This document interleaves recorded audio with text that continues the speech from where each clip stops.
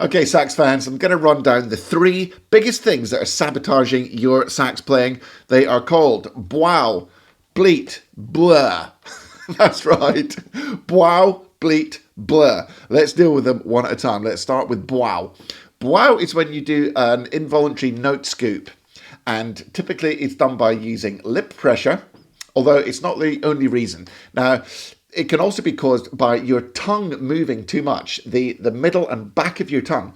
If that jumps around inside your mouth when you articulate a note, you're changing the resonance inside your mouth and throat, and you can have lots of negative consequences, both in terms of pitch. So, you know, the pitch scoops up, but it doesn't scoop up very evenly or pleasantly. In terms of timbre, the tone changes because you are squeezing the reed, and also because you're changing the voicing inside your throat. The tone changes at the start of each note, and the volume. You get this kind of, this like surgy kind of bend into the note. So let me quickly demonstrate what I'm talking about here. So here's a sort of a nice bend, if you like, done properly with your voicing and your throat and all that kind of stuff.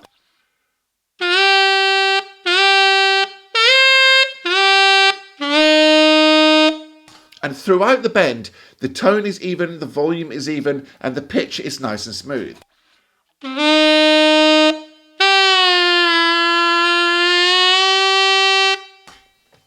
The reason that things always go wrong when you do it with your lip, or maybe because you've got an unstable tongue, is because to get a good sound of saxophone, you should be using very little lip pressure anyway. So in theory, there should be very little variation for you to make the pitch flatter. You can only make the pitch flatter with lip pressure if you've already got a lot of lip pressure. And if you've already got a lot of lip pressure, you're probably making a bad sound. So actually, we can cover a lot of bases here.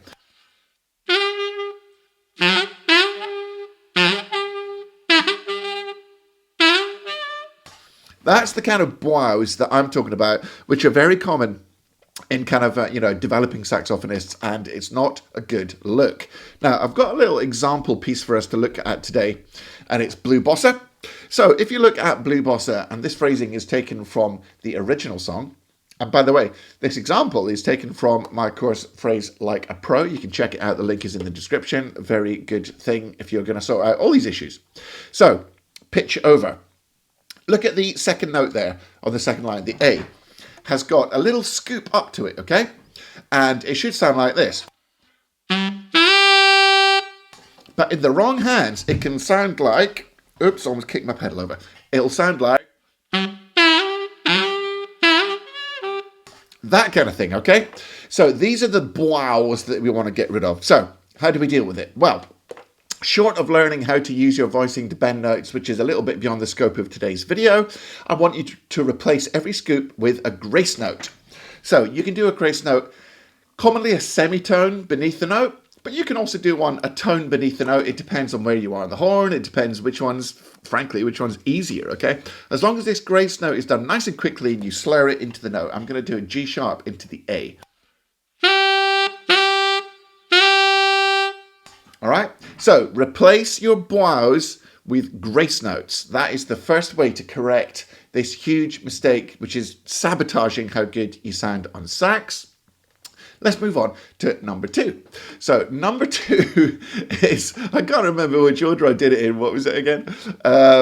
It was BWOW, bleat. Okay, BWOW, bleat, blur. So let's look at them. Let's look at number two. I'm not going to use that as an outtake. Number two is bleat. Now this refers to vibrato. Now, if you've got a bleating goat or a bleating sheep vibrato, it's a very quick kind of very lippy, nervy type vibrato. I'm just going to go back to full screen. And it sounds like this. And it sounds like you're kind of quavering your lip against the reed. That's not the way to get a good vibrato. The way to get a good vibrato is more to think about your entire jaw moving and more of a sort of yaw kind of motion, almost down and back. The whole jaw moves down and back. And you slow it down. You know, that's how you get that really good vibrato connected all the way down to your breath. You can kind of feel the whole thing pulsing inside your mouth. Now, again, I've got videos on vibrato.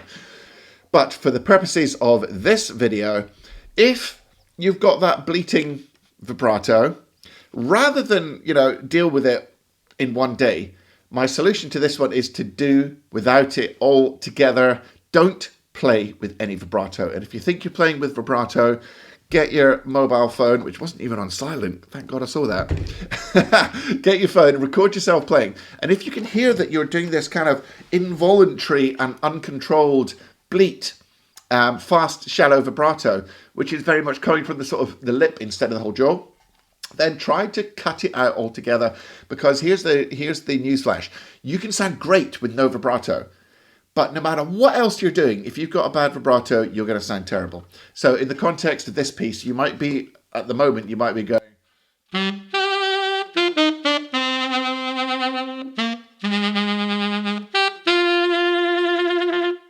that kind of thing, okay? Now, all you do is you cut it out completely. Now, if you can do a nice vibrato and you learn how to do it, all the better. Okay, just before we get back to the next part of the lesson, if you're really enjoying the content and you want a bit more and you feel like you can benefit from some of the stuff I'm teaching you, go and check out my free Saxophone Success Masterclass. It's an hour, it's free. All you do is fill in your email, it's all yours, and there's a bunch of really cool stuff which is really going to help your sax playing. Really going to push you forward in a pretty dramatic way. I hope you really enjoy it. The link's there. Just click the link in the old descriptione, and it's all yours. It's my gift to you. Okay, back to the lesson. Let's keep looking at these three things which are possibly ruining your playing. Right, let's move on to the third and final thing, which is blur. Okay, now blur relates to how you phrase the notes. So, how you phrase the notes. Now, what I'd like to do is show you how to counteract this blah, blah, blah. And the way you counteract it is with what I call polarized phrasing. Morse code, okay? You've got a long note or you've got a short note, and there's no kind of blah in the middle. So what is blur? It's blah, blah, blah, blah, blah, blah, blah, blah, blah, blah. There's no definition to your phrasing. Every note is blur. It's really kind of mumpy.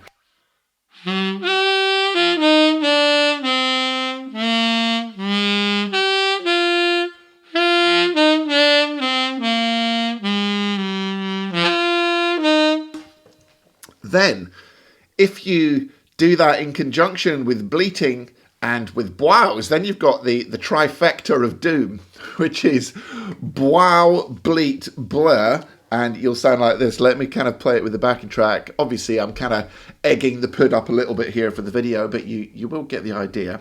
Okay.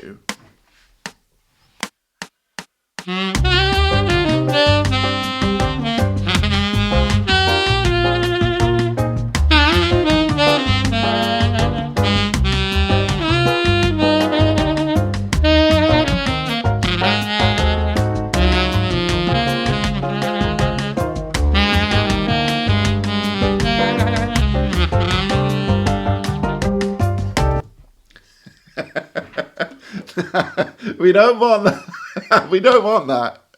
So, in terms of this blur thing, the antidote is a short note is always short. Now, here's the little rule about polarization. If it's got a dot on it, you play it as short as you can, whether it be a crotchet, quarter note, or a quaver, eighth note, whatever. A dot is a dot, and short is short. Obviously, the numerical note value stays the same. You hit each note at the right point of the grid of the bar, but that note itself will be short if it's got a dot on it. Now, relating to the first point, the BWOWs, if you've got faulty articulation technique and your tongue is waggling around inside your mouth, when you play that short note or when you attempt that short note, you might get a BWOW by accident because of your tongue or lip. You might get the old seal bark. Is that a seal? Is that what seals do? You might get a seal bark. But your staccato notes, if your tongue is stable and you're using good, breathing and all the rest of it and good embouchure, then your short notes should just be like a gate, on, off. And there's no deviation in timbre pitch or volume. It just comes out and then stops again. That's how you do a good short note. Then, if you have a line over a note, or if you've got a longer note written, you play that for the full length of the note and you connect it to the next note if there is a note following it, or you cut off cleanly if there isn't. So, if you look at the second note of this melody, which is the first note in the second line, it's an A. It's a dotted crotchet. I'm talking English for a minute. I'm talking UK terminology. Sorry, Americans.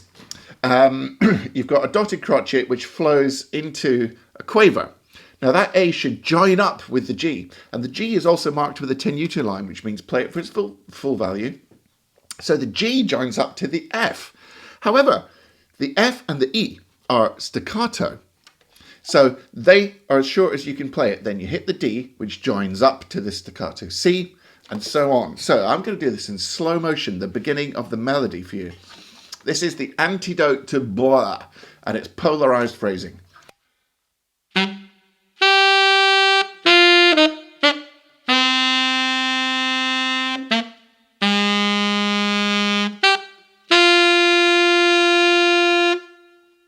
And there's that cut off on the fourth beat.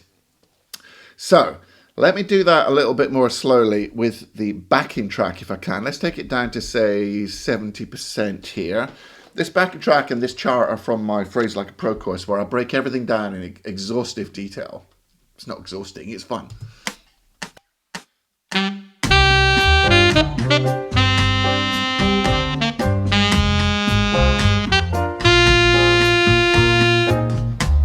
All right. Now, if you're in BWOW land, it would sound more like this.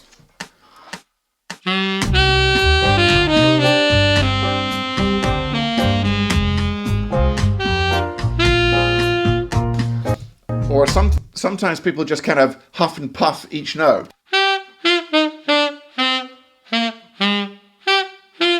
Okay, and that's another kind of BWOW that you need to get rid of. Okay, dokes. Now, there are the three things, the three biggest mistakes that people make which are sabotaging your playing. BWOWs, BLEATs, and BLURGHs, all right? Now, when you get rid of all them, so you replace your BWOWs with a grace note, you replace your bleating vibrato with no vibrato or a nice rich vibrato, but for this video, I'm just going to say no vibrato.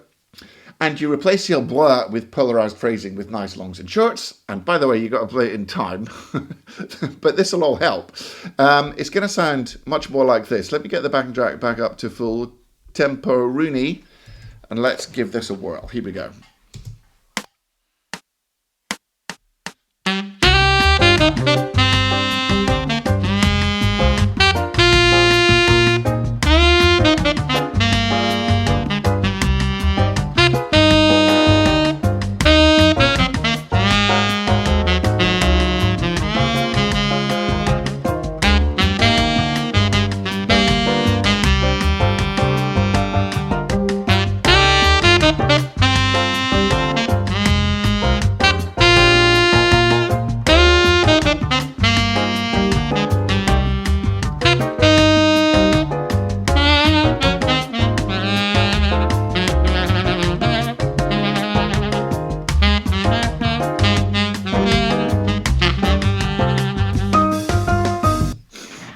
And obviously at the very end there, you'll see I switched back to the to the old BWOW, bleat, blur mode. So that's how you tackle these very common issues. And believe me, they are so common. They're virtually ubiquitous, which is one of the reasons that the saxophone is one of the worst played instruments out there. So to deal with all of these issues in a very systematic, step-by-step way, you need my Phrase Like a Pro course. It's a lifetime's work. I put decades of research and on-stage experience into it. And I'm going to break down every aspect of phrasing, including all the sexy stuff, and including how to make a melody your own and add your own little twiddles and all sorts of really cool stuff. So I'll put a link for that in the description. And don't forget, you can go and check out my free Saxophone Success Masterclass anytime you want, which is an hour of free stuff, which is really going to move the needle on your playing. Okay, love you guys. I want you to sound really great on your favorite instrument, doing your favorite hobby. These three things are really going to move the needle for you. So until next week, or actually 2 weeks at the moment, I want you to practice hard. I want you to practice smart. And above all else, I want you to enjoy your music. Take it easy.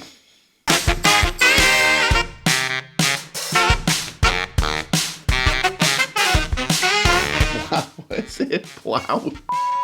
Wow, bleat, blur. Okay, wow, bleat, blur.